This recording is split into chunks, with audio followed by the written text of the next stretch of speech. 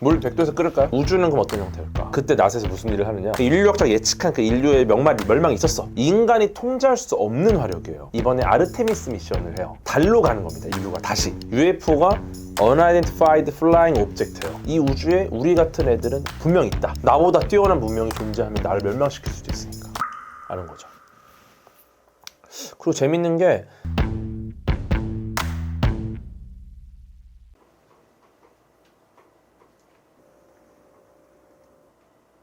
밥 먹자. 네. 뭐야? 치킨이야? 뭐 치킨 먹고 싶다 했어? 치킨 좋아합니다. 아, 고맙습니다. 뭐 처음 보는 사이다 아니고 구매니까. 네. 역시 먹는 거에 초대해 주셔서 너무 좋네요. 네. 밥 안 먹었지? 그럼요. 네. 먹자.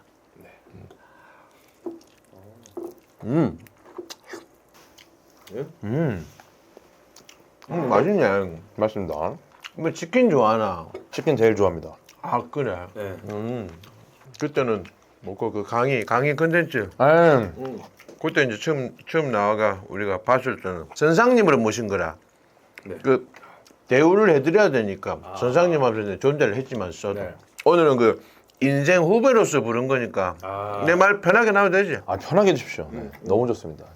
저 사실 뭐 밥 먹자에 불러주셔야지. 강의 콘텐츠 조회수도 안 나오는데. 저는 사실 이건 줄 알고 왔다가 갑자기 강의하라 그래가지고 뭐지 이게? 역시 안 나오는구나. 밥 먹자를 나가야 된다. 난 그래도 또 와서 고생해 줬는데 미안해서 내 얘기 안 하려고 했는데 그 폭망한 거는 그거 안 해. 보니까 밥 먹자 빼고는 다 안 되더라고요. 한 달 넘었는데 5만인가 지금. 10만 원 됐어. 10만 됐어. 그럼 됐지 뭐. 40분짜리면 40분인데. 제일 중요해. 그러니까. 근데 그 사람들 댓글에 궤도가 나왔는데 뭐 40분이면 이건 무슨 뭐 쇼츠냐고. 네, 그러니까요. 40분 너무 짧아갖고 그 짧은 거야 그게? 보통 1시간 안 나오면은 좀 팬분들은 싫어하세요. 그래. 10분 뭐 이런 거는 거의 뭐 캡처로 올리면 어떡하냐고 막 이런 분들은 싫어. 진짜 궤도가 본명은 알까 아이가 그냥 괴씨가 있는 것도 아니고 그 뭐 본명은 어떻게 돼? 본명이 있는데 방송에서는 아예 쓰지 않고.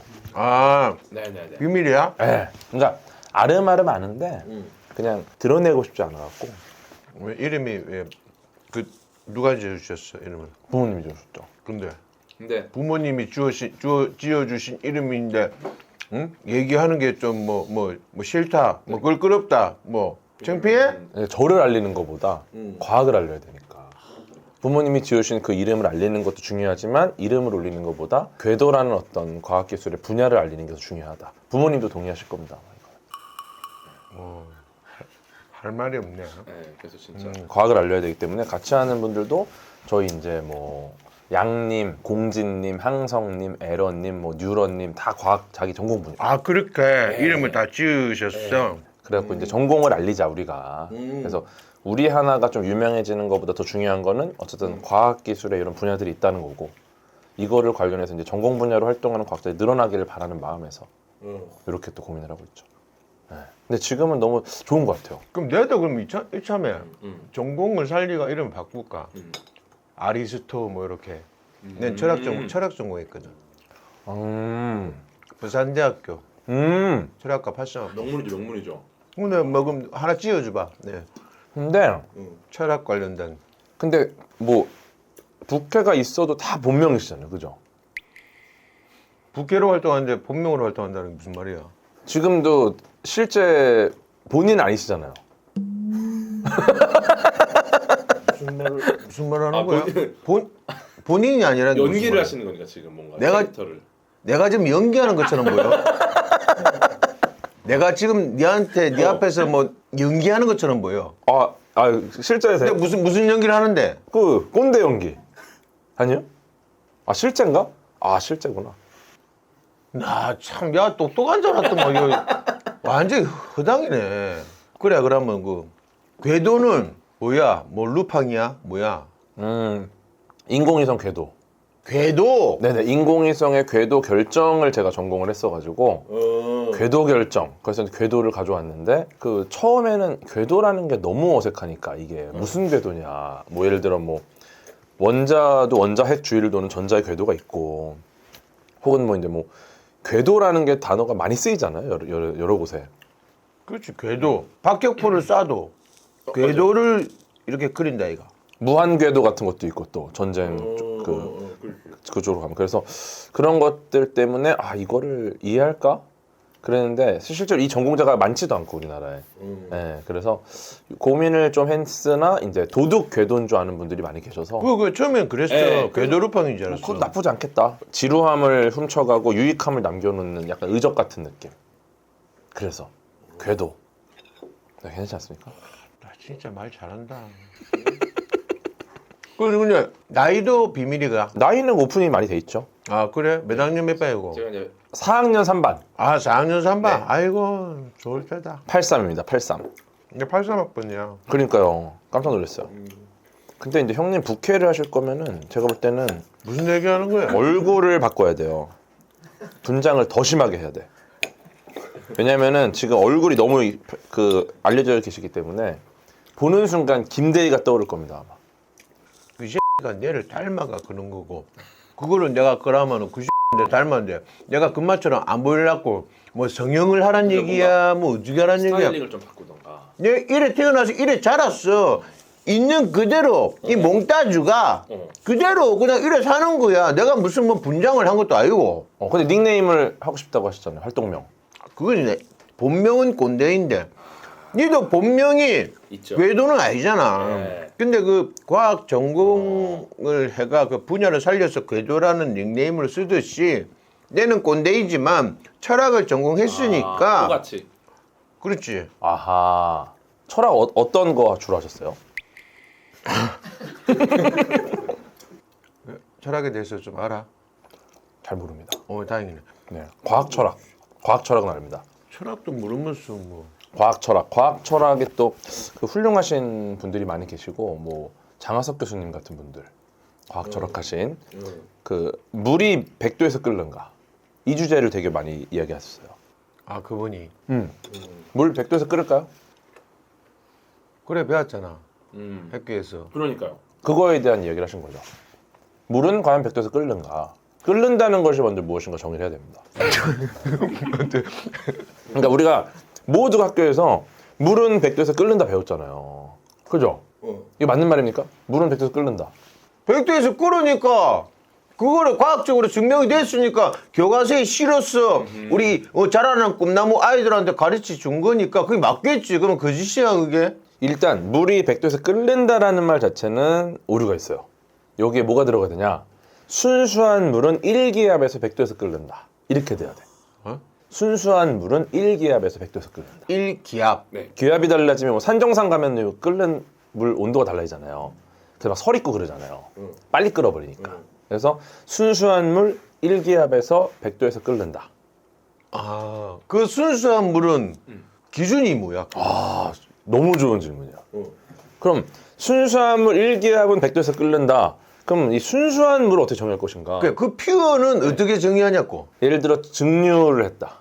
증류수. 끓여서 모아서 다시 만든 겁니다. 근데 얘는 과연 순수한가? 불순물이 없다는 것만으로 순수한가? 그죠? 요게 일단 고민인 거고 기압은 맞출 수 있는데 끓는다라는 게 되게 어려운 거야. 끓는다. 끓는다는 게 뭘까요? 보글보글. 보글보글이 과연 어디서부터 시작되는가? 예를 들어 냄비 밑바닥이 보글보글이냐? 표면이 보글보글이냐? 가운데만 보글보글이냐? 보글보글이 몇 개냐? 아니면 전체가 다 보글보글이냐? 이거 다 정의 안 돼 있어요. 그죠? 어려워요 이게. 그렇지 않습니까? 얘기 듣고 보니까 좀 그런 것 같긴 해. 네. 그래서 순수한 물이라는 뭘까? 끓는다는 건 뭘까? 이런 걸 고민해서 한 과학자가 직접 실험을 합니다. 그래서 최대한 불순물이 없는 물을 준비해서 거기 안에 있는 기포가 나오는 것도 보글보글이에요, 사실. 그러면 얘가 에너지를 받으면 기포가 나오니까 그걸 없애려고 그 당시에는 뭐 여러 가지 뭐 방식들이 쉽지 않았기 때문에 직접 이 물을 담아서 계속 흔듭니다. 계속 흔들어서 안에 있는 기포를 최대한 제거해요. 정말 밥 먹는 시간 빼고 계속 흔들어. 네, 그렇게 한 다음에 이것도 예를 들어 냄비로 하면은 냄비 아래쪽으로 물이 들어오면은 사실 어디가 끓는지 모르고 바닥부터 거품이 올라오잖아요. 기포가. 그러니까 그렇게 안 되니까 그 원형의 플라스크에 넣어서 주변을 기름 중탕을 해가지고 모든 면을 동시에 에너지를 주는 거죠. 그렇게 해서 순수한 물을 만들고 에너지를 일정하게 가게 하고, 그러니까 결국 이 기포가 생기는 것도 냄비 재질도 다 영향을 주는 거예요. 냄비가 무슨 재질이냐.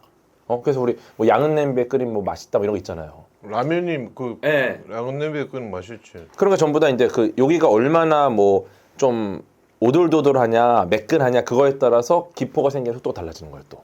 그러니까 그거를 다 통제해갖고 했더니 100도에서 안 끓어.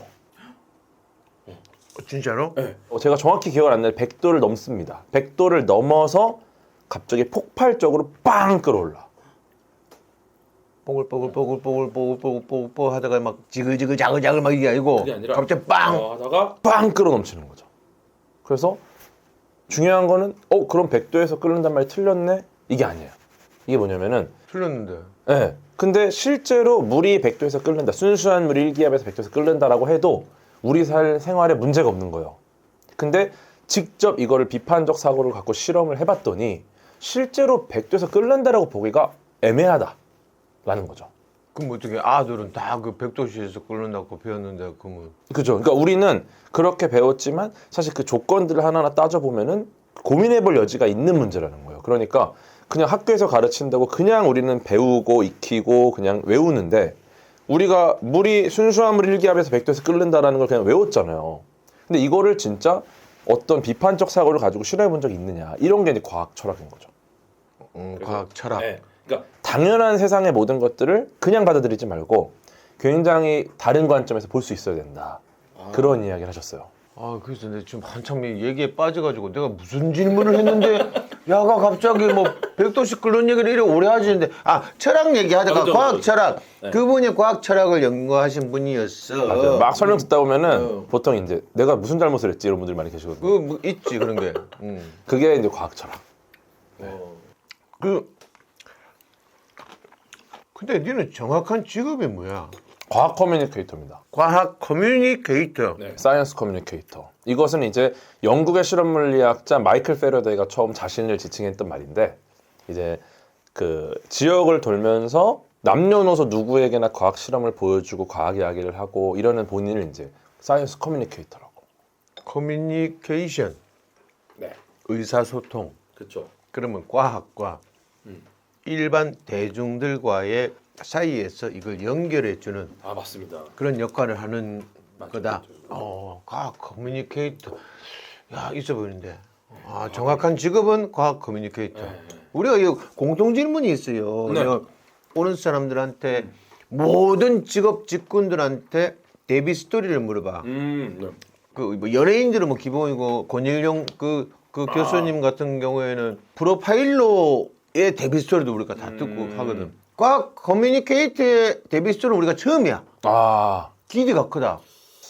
저는 일단 좀 이게 진지한 얘기인데 지금까지 진지했어. 그래요? 응. 지금까지 되게 재밌는 과학 이야기였고. 그 본인 네. 궤도에 음. 어떤 이 과학 커뮤니케이터가 되기까지의 이 과정. 어렸을 때부터 그럼 과학을 좋아했나? 날 때부터 좀 과학을 좋아하고 호기심 많던. 날 때부터? 네. 저희 집에 일단 학습 만화가 있는데 뭐 백과사전 이런 것도 너무 많이 보고 학습 만화는 하도 봐서 지워졌어요 다 내용이. 너무 달아갖고. 이 지문에 달았어. 제가 정말 좋아하던 학습 만화 시리즈가 있었는데 그건 너무 막 달아갖고 막 없어질 정도로 그 정도로 좋아하고. 몇 살 때? 미취학 아동 시절이죠. 미취학 아동 때부터 과학 그 서적을 너무 좋아했어. 그때 이제 학습 만화 학습 만화. 네. 그리는 걸 너무 좋아하기도 했고 문제 푸는 거 좋아하고 원래는 호기심이 많아서 궁금한 게 많았어요. 그래서 어릴 때 내가 사는 이곳이 이게 평평한가? 어떤 형태인가? 이게 궁금했던 거예요. 지구가. 근데 이거를 되게 어릴 때 깨달았어요. 구형인 것 같다. 어떻게? 모르겠어요. 그냥 여러 가지를 관찰하면서 그리고 나중에 지구가 둥글다는 걸 배우고 나서 너무 신나는 거야. 야, 맞구나. 여러 가지를 가설들을 종합했을 때 지구가 구형일 것 같은데 왜냐면 그게 되게 안정적인 형태인 거예요. 어린 마음에. 여러 가지를 봤더니. 근데 나중에 진짜 구형이라는 걸 깨닫고 아 너무 신기하다.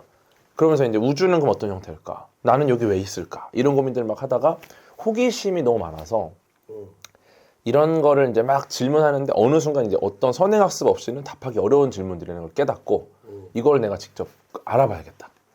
그런 삶을 살았죠. 미취학 아동 때.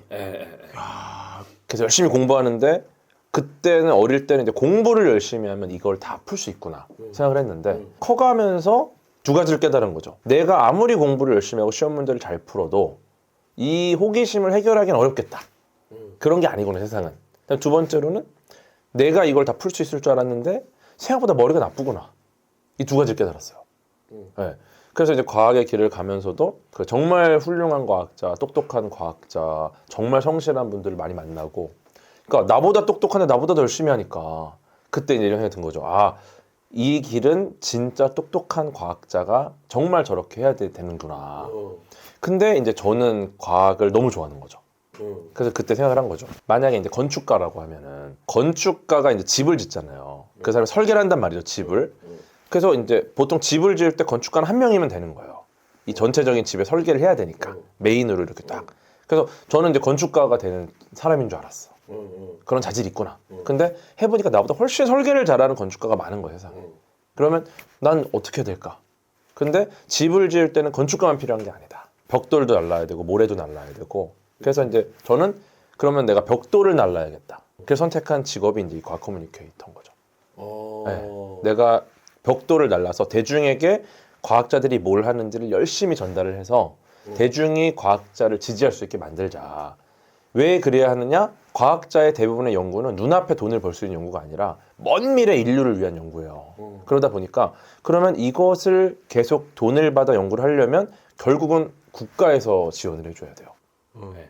그거는 어디서 나오냐? 국민의 세금입니다. 그러니까 국민들이 이 사람이 뭐 하는지를 알아야 이제 돈을 받아서 연구를 할 수 있으니까.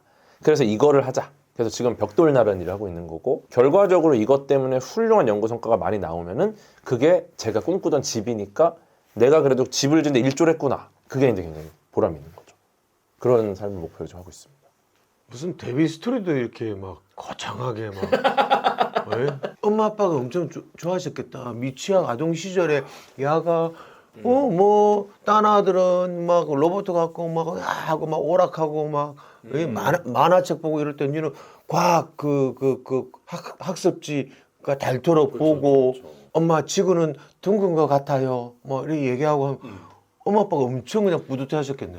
일단은 공부를 어릴 때 잘했으니까 그것만으로 되게 좋아하셨고. 그래, 니 그 잘했겠지. 네, 근데 이제 과학자의 길을 계속 갈 거라 생각하셨는데 과학자의 길은 사실 지금 두 가지밖에 없어요, 세상에. 연구자가 되거나 교수가 되거나. 네, 그래서 둘 중에 하나를 갈 거라고 생각하셨는데 갑자기 이제 공부하다 말고 막 사람들한테 과학 이야기 강연해주고 뭐 방송 나오고 뭐 이러니까 왜 저렇게 됐지? 처음에는 조금 부정적이셨죠. 야, 너는 과학을 해야지. 저희 지도 교수님도 그렇고 부모님도 그렇고 너는 과학을 해야 될 애가 왜 쓸데없는 시간을 쓰냐. 그러니까 과학을 해야 된다는 건 과학자가 돼야 되는데 그렇죠. 아니면 교수가 돼야 되는데 연구원을 했었고 그리고 결국은 뭐 교수가 되던가 뭐 이런 걸 해야 되는데 그러다가 이제 부모님이 바뀌게 된 계기는 제가 누리호 발사 생중계를 그래 했어요. 우리나라 그 쌓아 올린 거. 그렇죠. 올해 인공위성. 3차 발사가 있어요. 누리호는 발사체고 그 안에 이제 인공위성이 들어 있습니다. 탑재체가.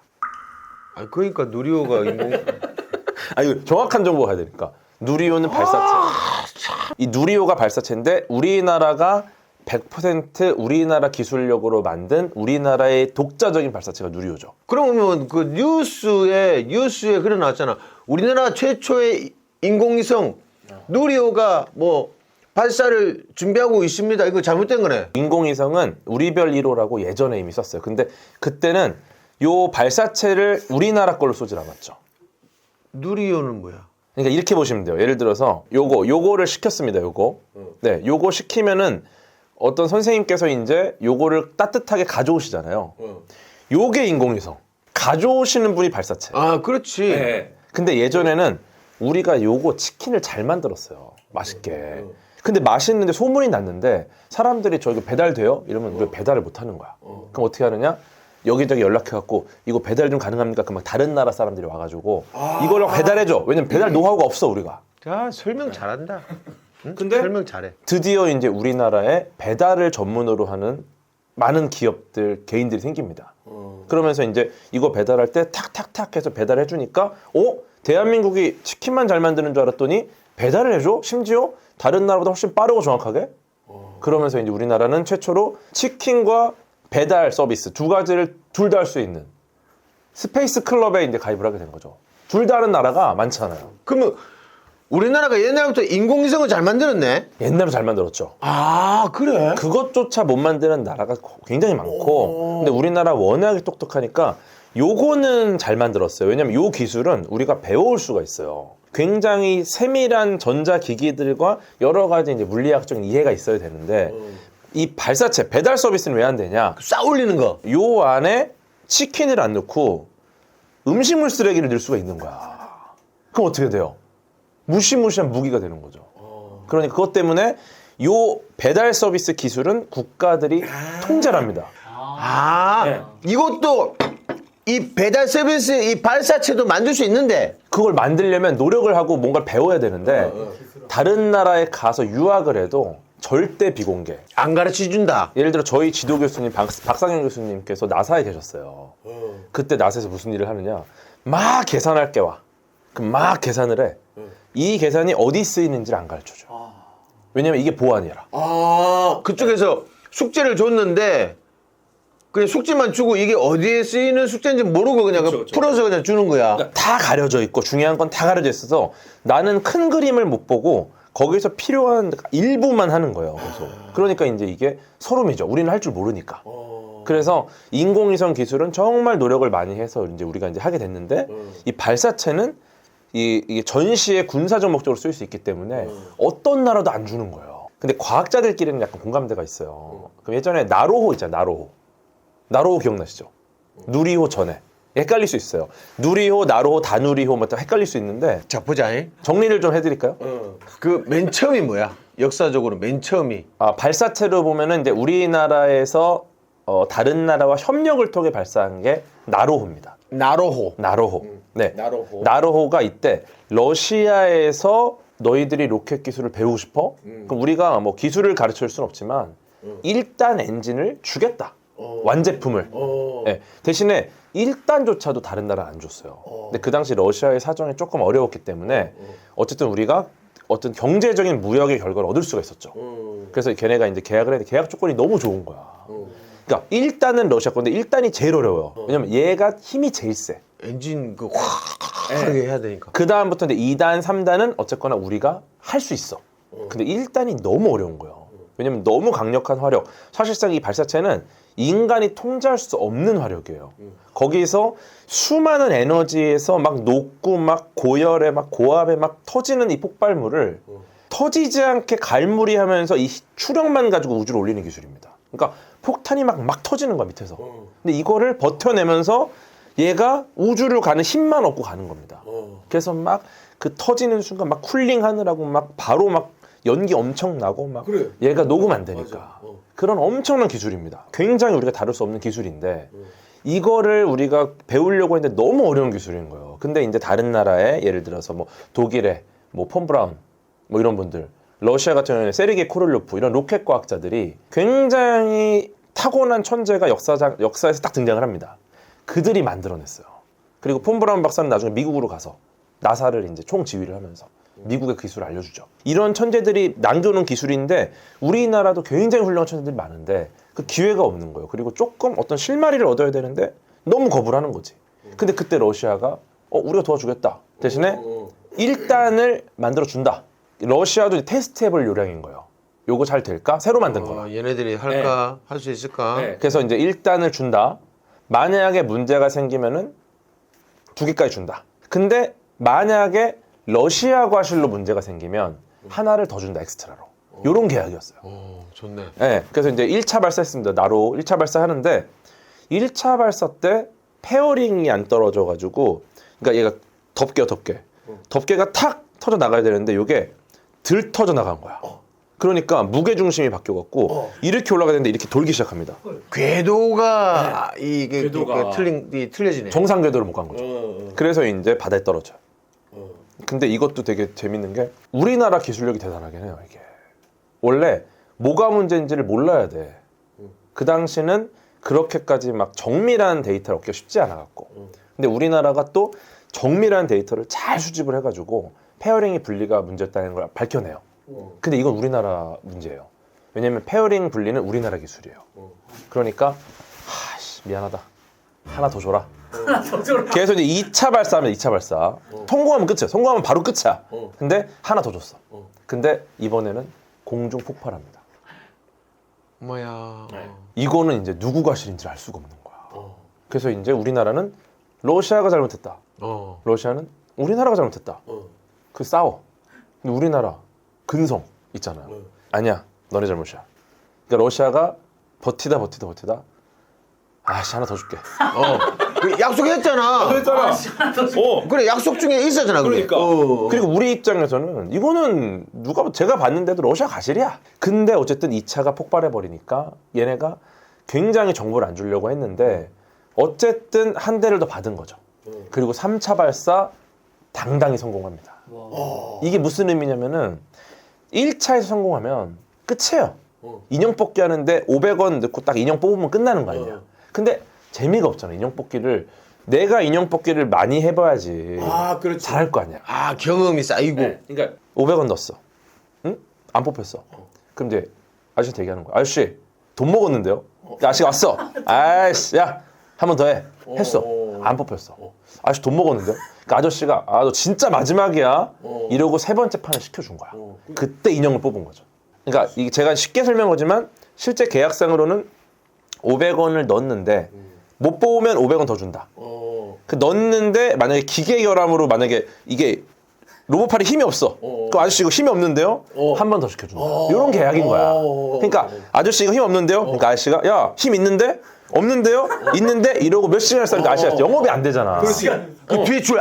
좀 빨리 좀 합시다고. 뭐 하는 거예요? 막 줄 쫙 서 있고. 아저씨가 야야 한 번 더 해. 거기서 뽑은 거야. 그러니까 우리는 500원으로 인형 뽑기 3판을 한 겁니다. 그때 뭘 했느냐? 세 판 해보니까 인형 뽑기 기계 만들 수 있겠는데? 이렇게 된 거지. 그게 이제 누리호의 시작으로 이어지죠. 그래 나로는 그렇게 된 거고 그 다음에 이제 누리호야. 그러니까 사실 저는 나로호 때 너무 슬펐던 게 그때 거기서 나로호를 만들던 과학자들 1단을 제외하고도 할 게 정말 많아요. 근데 너무 적은 예산으로 너무 소수의 과학자들이 거기에 막 밤을 새서 갈아 넣고 해가지고 이걸 했는데 1차 실패. 어쨌든 페어링이 분리가 안 됐다라는 거는 너무 큰 실책일 수 있잖아요. 근데 이거는 당연히 할 수 있는 게 우주 처음 나가보는데 어떻게 알아. 그래요. 그리고 아무리 실험을 해도 뭐 하나가 분리가 안 될 수 있습니다. 변신 로봇도 변신하다 분리 안 되는데. 그렇지. 그런데 2차 발사도 또 실패했죠. 그러고 나니까 과학자들이 막 눈물을 흘리면서 사과를 하는 거야. 그때 과학자들이 막 우는 걸 보고 이런 분위기 바꿔야 된다. 저들은 모두가 하기 싫어하는 거를 본인들이 희생해서 하는 사람들인데 그들이 부와 명예를 얻는 것도 아니에요. 그래 으쌰으쌰 해줘야지. 최소한 명예라도 줘야 된다. 그러면 그들의 노력을 우리가 절대 폄하면 안 돼. 근데 그런 생각을 갖고 있었는데 이제 누리호가 시작이 된 거죠. 근데 이번에는 100% 우리 기술이야. 1단, 2단, 3단. 일단 더. 1단, 2단, 3단 다. 네, 진짜 너무 대단한 기술이잖아요. 네, 그리고 이거를 해서 1차 발사. 1차 발사가 이제 그 1단 엔진의 테스트였어요. 2단, 3단은 우리가 좀 알아. 근데 1단은 정말 처음이거든요. 왜냐면 2단을 우리가 나로 때 해봤으니까. 근데 1단 테스트가 성공적으로 끝납니다. 물론 정상궤도 못 갔어. 인형 단번에 뽑은 거야? 못 뽑았어요. 그때는 못 뽑은 게 이유가 1단 엔진의 성능은 완벽히 검증했어요. 기가 막히게 작동했어. 근데 이게 우주로 나가 보니까 그 우주에서는 액체 부력이 바뀐 거예요. 그래갖고 여기 산화제가 있고 산화제 내부에 부력이 바뀌니까 헬륨 가스통이 막 흔들리다가 상처를 내가지고 산화제가 셉니다.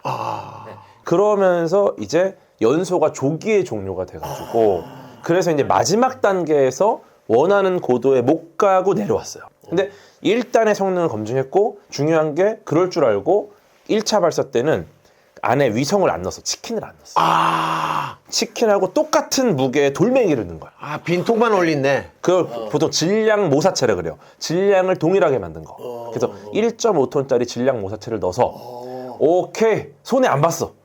깔끔해. 그리고 이제 2차 발사가 진행이 됐죠. 그 다음 해. 근데 2차 발사 때는 여기는 이제 질량 모사체를 넣었지만 500kg짜리 이제 테스트 검증 위성을 넣었습니다. 요거는 버리기 좀 아까운 거지. 그 2차 발사 완벽하게 성공. 다 올렸어. 기가 막히게. 그 다음 3차 발사가 재작년입니다.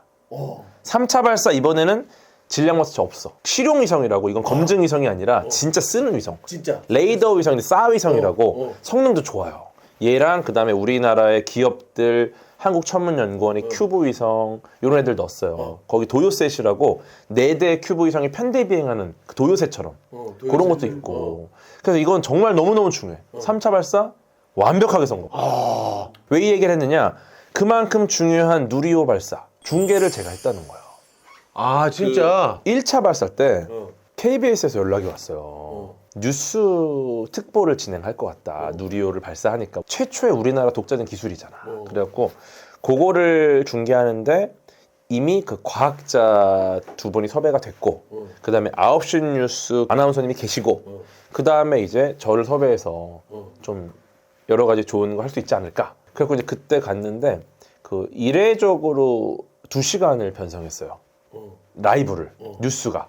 그래갖고 야 이거는 진짜 이례적인 일이다. 근데 대본을 봤는데 가서 네 혼자만 얘기했지. 아니요. 거기 요게 이제 그 천문연의 박사님 이제 탑재체 만드시는 분이고요. 항우연의 터보 엔진 만드는 네, 최창호 박사님. 이 박사님은 일종의 누리호의 심장을 만드는 사람이에요. 터보 엔진. 이게 훌륭한 전문가분들. 그다음에 이제 9시 뉴스 앵커. 그러니까 섭외 가서 와 너무 기대된다. 대본을 딱 봤는데 대본에 제 분량이 없어. 없어? 분량이 이제 그거 있는 거예요. 앵커님이 질문을 해요. 궤도님 실시간 채팅창엔 어떤 글들이 올라오고 있죠? 아, 채팅을 소통하는. 니를 너무 좀 뭐 크고 작은 역할은 없지만 일단은 요게 그러면은 저는 걱정이 그건 거예요. 말을 좋아하는데 말을 못하게 할까 봐.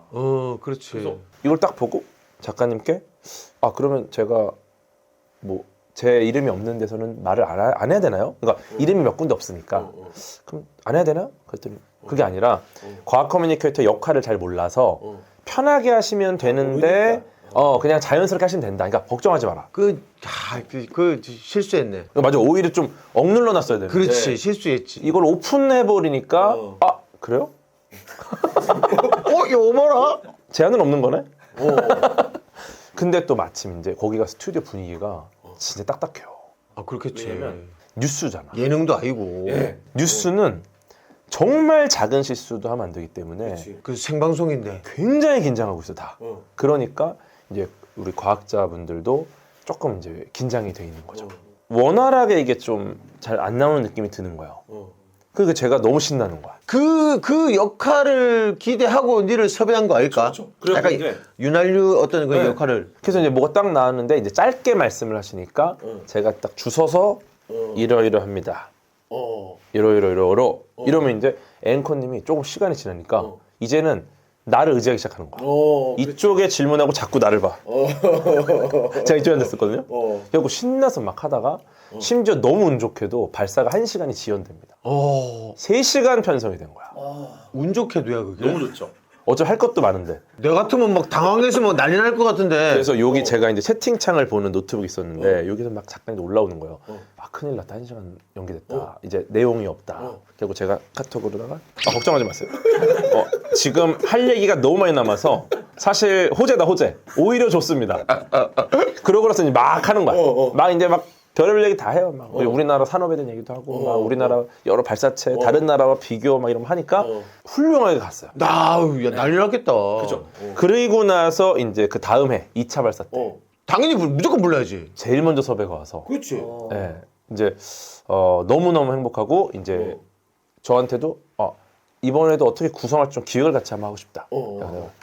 우주 발사는 의리로 가야 된다. 라인업을 그대로 가야 된다. 의리로. 네. 그래갖고 이제 우리가 또 해봤잖아. 합을 맞춰봤기 때문에 훨씬 또 잘한다는 말이죠. 그렇지. 그래갖고 하고 2차 발사 때는 그리고 또 잠깐 너무 좋은 게 작년에 해보니까 2시간 좀 짧더라. 올해는 3시간을 편성했습니다. 그래갖고 발사 3시간 전부터 해. 작년은 2시간 전부터 했는데 완전히 뭐 궤도 놓았네. 신나서 또 준비해갖고 그래서 이제 1차 발사, 2차 발사, 3차 발사를 했는데 이제 이 이야기의 목적이 이제 부모님에 대한 얘기였잖아요. 내가 뭐 물어봤었어? 부모님이 바뀌게 된 계기. 이거를 지금 40분을 얘기한 거야? 그러니까 부모님이 예전에는 아 이제 너는 과학을 해야 되는데 네가 왜 그런 걸 하나 이런 고민이 있으셨어요. 잠깐만 좀. 야 갔다가 다시 이제 온 거야? 그죠. 아 그래. 그래서 이제 방송을 나가도 이제 부모님은 뭐 너무 과학을 해야 되는데 너가 이렇게 뭐 그런 뭐 우스갯소리를 하고 이런 것들이 그러니까 좋아 보이지 않는 거예요 부모님 입장에서는. 네. 부모님이 상상하셨던 거는 그렇지 학자가 되길 바랬는데. 근데 그 누리호 1차 발사 때 이제 KBS로 탁 나가면서 그때 시청률도 장난이 아니었고 당연하지. 그러니까 부모님한테 연락이 엄청 오는 거예요. 아 너 아들 아니야? 그래서 부모님이 이제 방송을 봤는데 거기서의 저의 말들이 너무 이해가 잘 되고 맞아. 발사체를 아예 몰랐는데 왜 우리가 발사체 우리나라 누리호를 응원해야 되는지를 아신 거야. 그러면서 이제 그 이후로 네가 하는 일이 쉽진 않은 일이구나. 그때부터 이제 응원을 많이. 인정해 주셨구나. 그 저한테 되게 의미가 크고. 예. 어쨌든 공중파 뉴스에서 과학 이야기를 할 수 있는 기회가 주어진 거고. 예. 거기서 이제 궤도로 나갔습니다. 그걸 물어보시길래 뉴스에서. 아 거기서까지 네 본명을 안 쓰고. 그래야지 더 의미 있죠. 왜냐면 그렇게 많은 분들이 보는 거니까 궤도가 더 알려질 거 아니에요. 저보다. 그래서 그때도 실명으로 해야 된다 뉴스는. 그래서 내가 정말 단호하게 아 그러면 어렵습니다. 저는 저를 알리고 싶지 않습니다. 그랬더니 아 그러면 궤도로 하겠습니다. 다행히 또 그 공중파 채널에서 너무 또 흔쾌히 또 인정을 해주셨기 때문에 웃겨요. 그때 그 화면 보면은 여기 KBS 있는데 밑에 궤도. 아니 공영방송에 웬 도둑이. 근데 이제 그때 저도 너무 준비를 많이 해갖고 그 3시간 동안 초집중 상태로 정말 뭐 하나 놓치지 않고 들어오면 바로 친다. 거의 발도술 수준으로. 이러다 네 그것 말이죠. 하니까 정말 알차게. 근데 안 봐도 진짜 눈에 선하다. 네가 어떻게 했을지. 지금 이렇게 딱 잠깐 얘기 나눠봐도 아이고 너무 설명을 진짜 이 과학이라는 게 어렵잖아. 사람들 인식에는 과학하면 일단 어렵다야. 디피컬트하다인데 너무 이지하게 만들어줘. 과학은 설명을 사실 어려워요. 어렵긴 해요. 과학은 어렵고 복잡하고 진짜 힘든 길이에요. 사실 과학을 싫어하는 게 우리가 시험 보면서 내가 이걸 잘해야 됐거든. 그럴 필요 없다는 거예요. 그냥 과학은 그것이 사명으로 주어진 과학자들이 영혼을 바쳐서 갈아놓고 있습니다.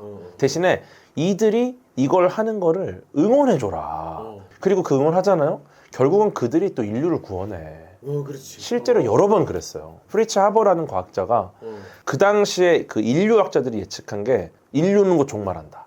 왜냐? 음식물이 이렇게 식량이 이렇게 늘어나. 근데 인구가 이렇게 늘어나고 있어요. 그럼 어느 순간 딱 시점을 지나면은 먹을 게 없는 거예요. 그냥 명확하게. 그러니까 이렇게 되면 우리가 먹을 게 없어서 결국 인간끼리 싸우게 될 거고 혹은 기아에 시달릴 거고 인류를 멸망한다. 그러니까 인류학자가 예측한 그 인류의 멸망이 있었어. 근데 그때 프리츠 하버라는 과학자가 엄청난 머리로 고정질소라는 걸 이용한 비료를 만들어냅니다. 고정질소. 이거 설명을 하면 좀 어차피 편집이에요. 네. 고맙다. 어쨌든 그래서 비료라는 게 그전에 없었어요. 그러니까 이 땅에서 뭘 재배하고 나면은 이제 이 땅이 회복될 때까지 우리는 계속 옮겨 다녀야 돼. 예를 들어 예전에 막 정말 동식물들만 있었을 때 인간이 이렇게 똑똑하지 않았을 때 유목 생활할 때 왜 유목 생활합니까? 여기서 더 이상 이제 과일이나 식물이 안 자라는 거야. 다 먹었으니까. 그러면 이제 이동해서 또 풍요로운 땅을 찾아가는 겁니다. 이게 정확한 생명체에 당연한 거거든 이게. 근데 이거를 깨는 게 바로 고정질소. 고정질소로 비료를 만들어서 땅에 비료를 치니까 올해 싹 빨아먹었는데 다음 해에 아주 풍요로운 땅이 돼 있어 또. 그걸로다가 이제 식량 생산량이 급격히 증가합니다. 이걸로 인류를 지킨 거야. 노벨상 받아야 되는 거야. 근데 일단 이 프리츠 하버가 이건 또 전혀 다른 얘기인데 되게 슬픈 일이에요. 근데 네 지금까지 계속 뭐 얘기하다가 조금 얘기하다가 다른 얘기하고 그 다른 얘기 조금 하다 또 다른 얘기하고 그랬어. 이것도 너무 슬픈 얘기예요. 왜냐면 이분이 그 전쟁 때 독가스를 만드신 분입니다. 그래서 이분에 대한 평가가 둘로 나뉘어요. 인류를 구원한 천사, 그리고 수많은 생명을 앗아간 악마. 그래서 어떻게 보면 과학자 양면성을 보여주는 굉장히 또 대표적인 예죠. 네, 비슷한 게 이제 오펜하이머가 있죠. 네, 원자폭탄을 만들면서 전쟁을 끝내기도 했지만 그것 때문에 굉장히 많은 사람을 죽였고, 그리고 그 원자폭탄의 그 메커니즘이 원자력 발전소가 돼서 지금은 우리에게 굉장히 많은 부분에 또 에너지를 공급하고 있고. 그렇지. 네, 그래서 과학자들의 어떤 그런 것들에 대한 평가는 되게 고민이 많아요. 근데 중요한 건 어쨌든 과학자들이 계속해서 인류를 구원했다. 그 맞지. 네. 그러니까 우리가 하기 싫은 걸 해주는 분들이기 때문에 적어도 박수 쳐주고 좀 고마워해야 돼요. 아, 당연하지. 네. 그러니까 홍보대사야, 내가 볼 때는. 진짜. 비슷하죠. 과학 홍보대사야. 그 어려운 과학을 이해하기 쉽게, 그리고 친근하게. 과학은 내하고는 뭐 먼 얘기 같은데 친근하게 만들어주는 그런 역할을 너무 잘하고 있어. 맞아요. 네 입으로 또 바로 맞아요, 한번 또. 그 방향이 맞던 거죠. 제가 잘하는 게 아니라 저도 노력하고 있는데, 그러니까 포인트는 그거죠. 그러니까 과학자들이 그렇게 열심히 하고 있는데 우리가 그들한테 들어가는 세금을 아까워하고 그들을 조롱하고 무시한다면 그들이 계속 이걸 할 수 있을까? 그들에게 지금 부도 명예도 없는데, 그러니까 적어도 명예는 줘야 된다. 네, 연구비 함부로 쓸 수 없는 구조예요, 우리나라 과학자가. 그 돈이 막 뭐 수백억이 들어가고 수천억이 들어갔다고 거기서 월급 외에 못 가져옵니다. 다 연구에 쓰이는 거예요. 근데 그것조차도 되게 적어요, 지금. 우리나라 과학자들 진짜 미친 가성비예요. 우리나라 과학자들이 가성비로 전 세계에서 유명해요. 그러니까 이만큼을 줘서 이걸 만드는 게 당연한데 대한민국만 오면 요만큼을 줘도 이걸 만드는 거야. 그 말도 안 되는 거죠. 예로 들면은 누리호에 돈 얼마나 들었는지 아세요, 혹시? 모르지. 2조. 이거 딱 들으면 많이 든 거 아닌가? 와, 2조나 들었어? 이럴 수 있죠. 근데 그게 2조라는 돈을 한 번에 쓴 게 아니라 굉장히 긴 기간 동안, 그 다음에 그 누리호 관련된 그 부동산 부지, 발사장, 거기다가 이제 6번의 발사, 6차까지 쏘는데 이제 그 정도인 거예요. 네. 그럼 이 돈이 어느 정도냐 비교하면 그 나사가 이번에 아르테미스 미션을 해요. 달로 가는 겁니다, 인류가 다시 이제 수십 년 전에 갔던 달을 다시 가는데, 이번에는 단순히 달에 가서 깃발 꽂는 게 아니라 달에 기지를 만들어요. 달 주변에 우주정거장 같은 루나 게이트웨이를 만들고 달을 전초 기지로 만들 거예요. 그러니까 이거는 관광이 아니라 이민입니다, 일종의 달로. 그렇지. 그래서 완전 달라서 우주복까지 아예 새로 만들어야 돼요. 그래서 아르테미스 미션을 위한 우주복을 새로 제작을 하는데 지금 1조 7천억 정도 들어갔어요. 우주복 2벌 만드는데 1조 7천억. 두 번에 1조 7천억이라고? 물론 그 우주복도 간단한 옷은 아니죠. 아, 그렇겠지. 굉장히 많은 테스트를 해야 되고, 근데 우리나라가 우주복 2벌 만들 돈 정도로 지금 간 거다. 아, 그러네. 그렇게 라고 볼수 있네. 이래 설명하니까 확 이해가 되네. 물론 이거를 뭐 동등하게 비교할 수는 없고 예상 규모가 다르니까. 근데 그래도 우리나라가 진짜 가성비가 뛰어나요. 예를 들어서 뭐 이런 것도 있죠. 다누리가 달 주위를 돌면서 달을 관측하고 있어요. 우리나라 최초의 달 궤도선입니다. 아, 그래? 달까지 가는 경로가 여러 개가 있어요. 일반적으로 그냥 가는 경로가 있습니다. 쉽게 말해서 그냥 직진 딱 가는 거야. 이게 굉장히 빨리 가요. 보통 3일 정도면 갑니다. 네. 예전에 아폴로 11호 갔던 거죠. 네. 근데 요 경로로 가면은 빨리 가긴 하나, 이제 문제가 가는 속도가 엄청 빠르잖아요. 달 근처에서 브레이크를 밟아야 되는데 그 브레이크가 연료를 엄청 많이 써요. 우리도 브레이크 많이 밟으면 연비 안 좋아지잖아, 자동차. 그렇지. 얘도 역추력을 줬고 얘를 세워야 되니까 그 빠른 속도를 멈추려니까 굉장히 많은 연료가 들어요. 그러니까 브레이크에 연료가 너무 많이 들어서 너무 많은 연료를 써. 이게 이제 직접 천이궤도라는 거예요. 직접 가는 거. 근데 이거 말고 이제 호만 천이궤도라는 게 있는데, 요거는 지구 주위를 돌다가, 그러니까 얘가 달로 가야 되잖아. 요렇게 가는 게 있고, 물론 막 요건 아닙니다. 근데 이렇게 가고, 두 번째는 이렇게 돌아요. 점점 돌다가 이제 달래 이렇게 돼. 네. 요러면 어떻게 되느냐? 연료를 아낄 수 있어요. 왜냐면 얼추 달 근처 가서 슬슬 브레이크를 밟는 거야. 이거는 한 달 이상 걸려요. 하지만 연료를 아낄 수 있다. 요게 이제 일반적으로 많이 쓰고 대다수의 나라들이 요걸로 갑니다, 달을. 근데 이제 우리나라 돈을 아껴야 돼. 이걸 아끼면 뭐가 좋냐? 브레이크를 적게 밟을수록 이 우주선 안에 연료가 많이 남는다는 뜻이에요. 근데 이 연료가 있어야만이 얘가 달 주위를 돌면서 계속 관측할 수 있어요. 왜냐면 계속 궤도가 바뀌거든요. 기본적으로 돌지만 그래도 계속 얘한테 뭔가 여러 가지 연료가 남아 있어야 수명이 늘어. 그래서 이제 우리나라가 이제 여러 가지 전략을 씁니다. 그래갖고 BLT 궤도라는 발리스틱 루나 트랜스퍼라는 궤도를 가는데 이 궤도가 난이도가 정말 높아서 달을 정말 많이 갔거나 굉장한 노하우가 있는 과학자들만 가는 궤도야. 이게 그러니까 지구랑 달 있잖아요. 그럼 이렇게 가거나 이렇게 가야 되는데 여기 말고 아주 먼 라그랑지안 포인트라고 멀리 150만 킬로미터를 돌아와요. 이렇게 돌아갔다가 그러니까 지구에서 달까지가 38만 킬로미터인데 옆으로 150만 킬로미터를 갔다 돌아와. 왜? 브레이크 조금 밟으려고. 왜냐면 이렇게 멀리 갔다 오잖아요. 올 때쯤에 거의 서. 중립주행이야, 중립주행. 네. 대신에 이게 이제 한 4개월 꽤 오래 걸리죠. 연료 아끼려고. 그렇게 도니까 오래 걸리지만 연료를 엄청 아껴서 심지어 그것도 궤도 계산하는 과학자들이 이제 계시니까 그분들이 기가 막히게 계산을 해가지고 달에 와서 5번 브레이크를 살짝 밟아야 돼. 그것조차도 3번 밟고 끝냈어. 2번을 또 아꼈어. 그렇게 해서 원래 임무 수행하는 기간이 1년이었는데 2년이 더 연장돼 3년을 지금 수행하고 있어요. 아직 지금 돌고 있어, 달 주변을. 지금도 하고 있죠. 와, 우리나라에서 만든 그 인공위성이. 네. 야, 그래서 대단하네. 요거에 들어간 비용이 3천억. 단우리. 네. 3천억이면은 네. 저 50 몇 불이야. 이거는 주복이. 3천억으로 달에 갔다? 미친 거.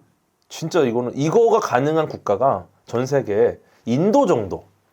거기도 우리나라랑 상황이 비슷해요. 싸게 가자. 다른 나라가 야 저걸 성공해? 그러니까 엄청난 고생을 한 거죠. 이걸 하기 위해서 얼마나 노력을 했고. 근데 가만히 있어봐. 근데 오늘 뭐 하기로 했죠? 그러니까 아니 미취학 아동일 때 과학 그 학습지를 읽고 해서 엄마 아빠가 참 대견에 뿌듯해했겠다. 그 질문에 대한 답이 아직 안 끝난 거야? 그게 끝난 거야? 뿌듯하셨어요. 그래 한마디면 끝나는 거네.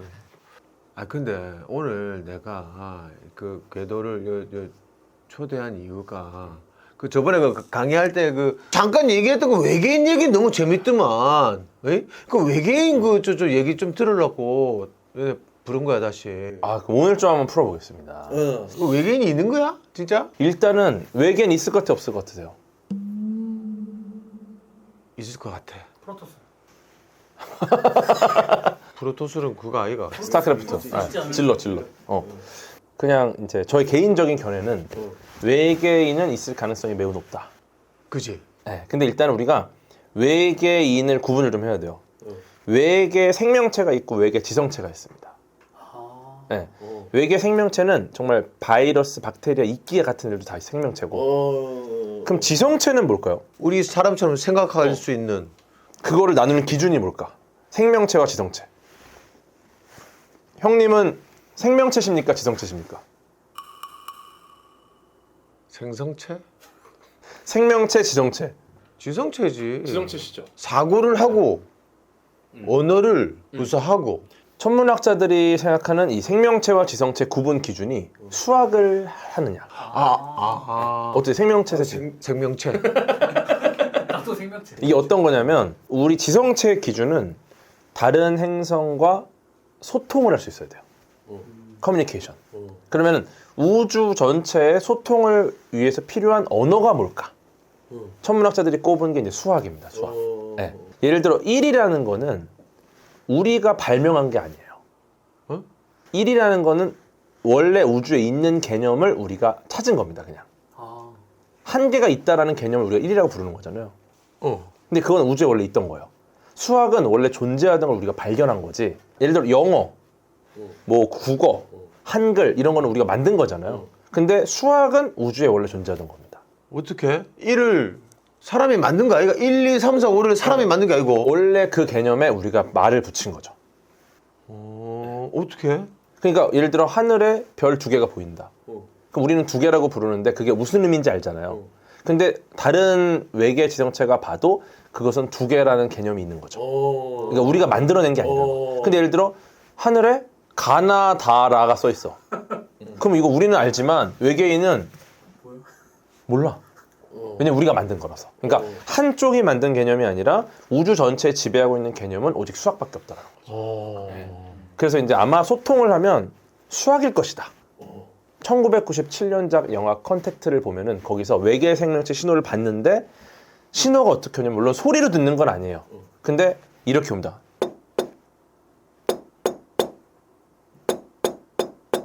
모스부호.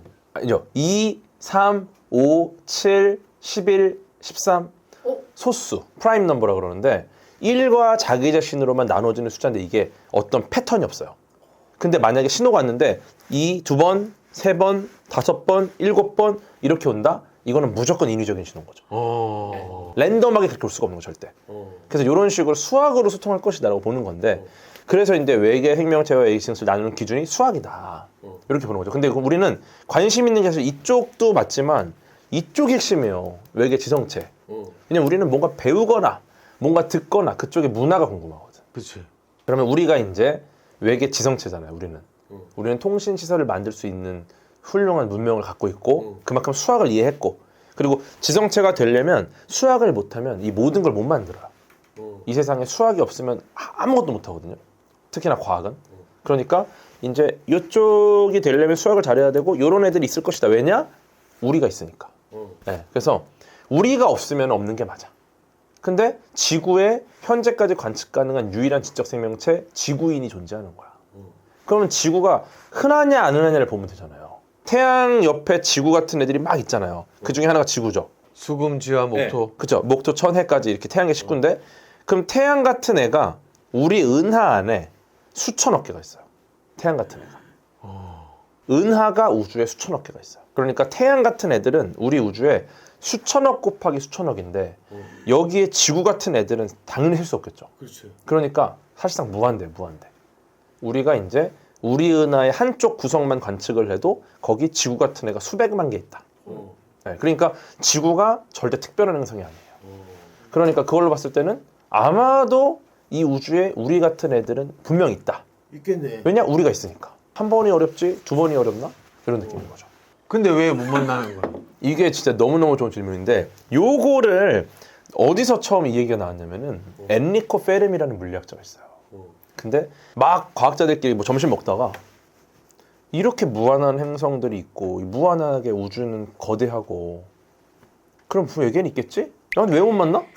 걔네 어디 있는 거야? 이게 바로 페르미의 역설이라는 주제입니다. 페르미의 역설 많이 들었다. 많이 들어보셨죠? 엔리코 페르미가 점심 먹다가 갑자기 떠오른 거예요. 근데 왜 없는 거야? 왜 못 만나? 이렇게 못 많은데. 만나? 그거를 해결하기 위한 굉장히 많은 가설들이 있어요. 예를 들어서 뭐 있으나 너무 멀어서 만날 수 없다. 혹은 그 예를 들어 그 우리 인류가 지구에 존재하는 게 너무 짧다는 거예요. 예를 들어 지구의 나이가 지금 45억 살입니다. 그죠? 태양이 50억 살이거든요. 그럼 45억 살의 지구의 나이를 이렇게 쫙 여기까지를 이제 그 기간으로 쳐. 그럼 인류가 얼마나 존재했느냐? 머리카락 두께도 안 되는 거죠. 네. 그러니까 45억 년 지구의 역사를 24시간으로 환산하면 인류가 여기 있었던 시간 몇 초도 안 되고 심지어 문명을 갖춘 우리 문명인이 있었다 0.00 몇 초. 그 정도로 짧아요. 그럼 과연 우리가 앞으로 몇 년을 있을 수 있을까 지구에? 예를 들어 10,000년? 뭐 50,000년? 그래봐야 45억 년에 비하면은 너무너무 터무니없이 짧은 거의 찰나. 지구인이 지구에 생존하는 기간은 찰나입니다. 그냥 번쩍하고 없는 거야. 근데 이 우주에 너무 많은 그 생명체들이 그 행성에서 어느 순간 딱 태어났다가 멸망한단 말이에요. 자기들끼리 싸우든지 뭐 환경오염이든지. 그러면은 이 행성에서 저 행성까지 가는데 뭐 태양을 제외하고 지구에서 가장 가까운 별이 프록시마 센타우리예요. 그게 빛의 속도로 4.2광년 떨어져 있어요. 빛의 속도로. 4년이 걸리는 거, 4년. 빛의 속도로. 근데 이 프록시마 센타우리까지 지금 우리 우주선 기술로 가면 1광년을 가는데 2만 년이 걸려요. 그럼 8만 년을 가야지 도착하는 거야. 그럼 인류가 지금 몇 년도예요? 그래봐야 뭐 많이 잡아도 막 몇천 년이잖아요. 근데 8만 년이 걸려. 그러면 우리가 몇천 년인데 지금 우주선을 발사해요. 그럼 사람이든 로봇이든 뭐 어떻게 탔어. 그러면 8만 년 후에나 도착을 할 텐데 혹은 걔네가 이제 오고 있어. 걔네가 도착한 8만 년 후에 과연 우리가 있을까? 애당초 이미 10,000년도 못 버티고 멸망했을 수 있다는 거죠. 그러니까 우리가 도착한 모든 곳은 이미 문명이 사라졌거나 문명이 아직 태동을 못한 거야. 그 문명이란 게 너무 짧은 찰나니까. 뭐 이런 설도 있고 여기서 굉장히 독특한 가설 중에 하나가 어둠의 숲 가설이에요. 어둠의 숲. 모든 문명들이 지금 다 어둠의 숲에 사냥꾼처럼 숨어 있다가 예를 들어 누가 고개를 들잖아요? 그럼 다 총으로 쏘는 거야. 왜냐? 나보다 뛰어난 문명이 존재하면 나를 멸망시킬 수도 있으니까. 그래서 문명이 뛰어난 어떤 행성에 있는 지성체들은 나보다 문명이 떨어진 다른 문명을 드러나는 순간 공격한다는 거예요. 이게 어둠의 숲 가설이고 이 가설을 기반으로 나온 소설이 바로 류치신의 삼체라는 소설입니다. 삼체. 그게 거기서 등장을 해요. 그래서 예전에 보이저 같은 탐사선을 보낼 때도 우리 지구인의 정보를 이 우주선에 담았어요. 보이저 우주선은 탐사선은 뭐냐면 일종의 유리병 편지 같은 건데 유리병에 편지를 담아서 바다에 띄우잖아요. 이거 몰라 어디로 갈지. 근데 누구든 이걸 열어서 봐라. 여기에 내가 편지를 썼다. 지구의 정보를 담아서 뭐 레코드 안에다가 우리나라의 뭐 지구의 소리, 인사말, 사람의 뭐 형태 이걸 재생시킬 수 있는 그 판까지 다 해가 장비까지 해가지고 실어 보냈어요. 대신 그냥 어디든 가라. 누구든 이걸 잡아라. 그래. 이렇게 보낸 거예요. 근데 이걸 할 때도 반대파가 많았어요. 어둠의 숲 가설 때문에. 우리 위치를 이렇게 드러내면 공격당할 수 있다. 우리 외계인들이 공격할 수 있다. 그리고 그거에 이제 좀 기반으로 한 것들이 전부 다 이제 외계인이 주로 지구를 침략하러 오고 이런 것들. 근데 그거를 굉장히 현실적으로 보여준 게 삼체라는 소설. 지금 넷플릭스 드라마로 있는 그 작품이죠. 아니 그러니까 외계인이 있냐고. 그래서 외계인이 있을 가능성은 저는 매우 높다고 보고 하지만 만날 가능성은 거의 없다. 아 있지만 만날 가능성은 희박하다. 그런데 그 저 뭐 UFO 미확인 비행 물체를 본 사람들이 많잖아. 봤다는 사람들이 사진도 찍고 영상도 찍고. 맞아요. 너무 좋은 질문입니다. 미국에서는 이거를 지금 알지만 숨기고 있다. 막 이런 얘기도 있고. 51구역 얘기도 있고 뭐 외계인 고문하고 있다 지금. 아 그런 얘기도 있어? 그래서 예전에 빌 게이츠가 윈도우 갖고 나왔을 때 이거 외계인 고문해서 이제 윈도우 만들었다고. 외계인이 알려준 거다. 이게 지직해갖고 윈도우 만들었다고. 그런 것도 있는데 근데 이제 일단 구분을 좀 해야 돼요. 이런 기사가 많아요. 미국 나사 뭐 미국 어디서 외계인의 존재를 인정했다. 뭐 어디 의회에서 인정했다. 근데 뭐 그게 정확하게 뭐냐면 UFO의 존재를 인정했다라는 것들이 좀 있어요. 뭐 의회나 이런 데서. 근데 그게 UFO가 Unidentified Flying Object예요. 이게 미확인 비행 물체. 그러면은 UFO는 미확인된 비행 물체예요. 그러니까 미확인됐다. 우리는 그거의 근거를 모른다라고 하면 그걸 인정한 거죠. 그러니까 저한테도 많이 물어보시는 게 이거 UFO 사진 맞나요? 하고 사진을 보내. 그럼 뭔지 모르겠어.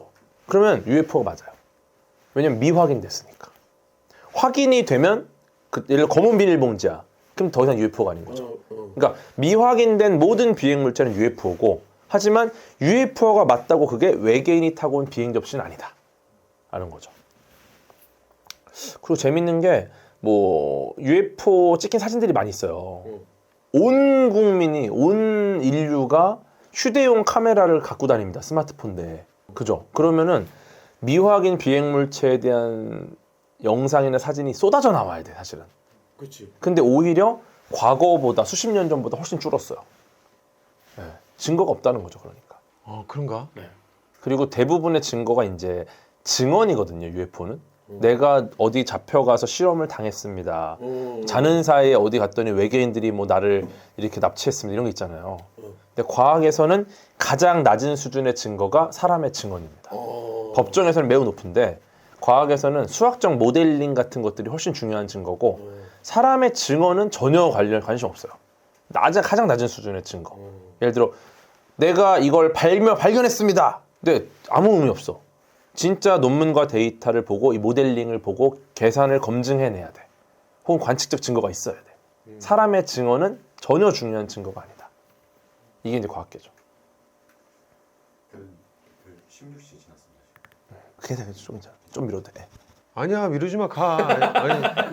아니, 그 사실 나도 좀 아까 외계인이 궁금해서 풀었는데 외계인 아까 질문하기 훨씬 전부터 그만했으면 했거든. 아무튼 UFO는 있다. 하지만 그것이 외계인의 비행 접선이 아니다. 모른다. 확인된 바가 없다. 맞아. 근데 외계인은 있을 것이다. 그럴 가능성이 매우 높다. 본 적 없어? 우리가 외계인이니까 딱 하나. 맞네. 우리도 여기 우리 호모사피엔스. 그러네. 그 다른 나라의 별에 있는 그 외계 지성체가 볼 때는 우리가 외계인이네. 근데 우리가 지금까지 유일하게 관측된 유일한 외계 지적 생명체가 우리예요. 그러니까 이제 제가 굉장히 존경하는 칼 세이건이라는 천문학자가 그래서 지구를 너무너무 사랑한 분이에요. 그분은.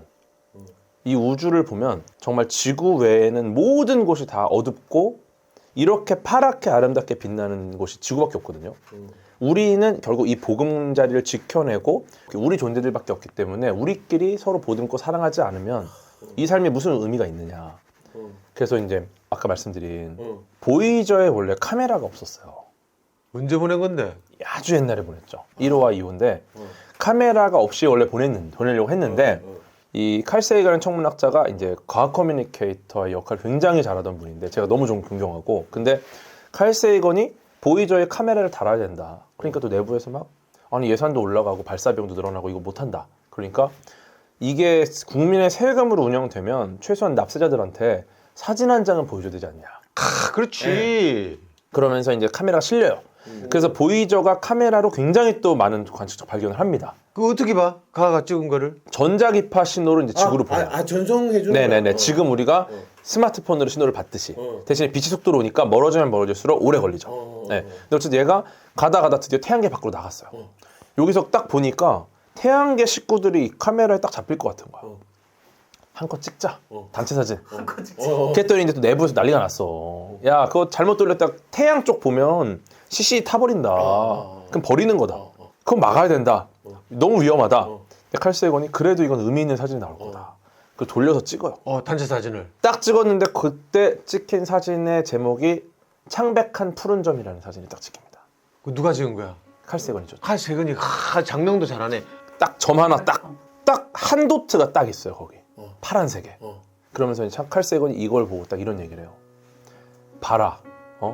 지금 우리 부모, 스승과 제자, 뭐 어머니와 자식, 아버지와 자식, 뭐 정치인, 연예인, 슈퍼스타, 스포츠스타, 뭐 원수, 협력자, 친구, 사랑하는 연인 이 모든 것들이 고작 저 한 점에서 일어난 일이다.